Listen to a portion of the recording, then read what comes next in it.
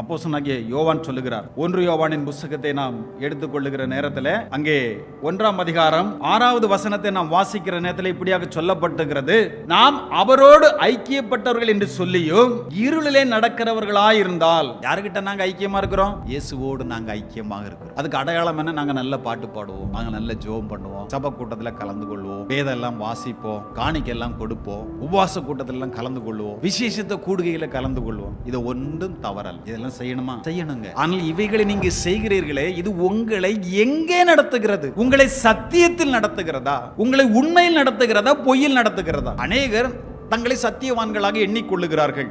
இங்கே என்ன சொல்லப்பட்டிருக்கிறது என்றால், நாம் அவரோடு ஐக்கியப்பட்டவர்கள் என்று சொல்லியும் இருளே நடக்கிறவர்களாய் இருந்தால். அவரோடு ஐக்கியப்பட்ட இதுல நடப்பேன், வெளிச்சத்துல நடப்பேன். நான் அவரோடு ஐக்கியமா இருக்கிறேன்னு சொல்றேன், நடக்கிறது இதெல்லாம் எதுல தெரியுமா நடக்கிறேன்? இருளே நடக்கிறவர்களாய் இருந்தால் சத்தியத்தின்படி நடவாமல் பொய் சொல்லுகிறவர்களா என்ன செய்வோம்? இருப்போம் அப்படிங்கிற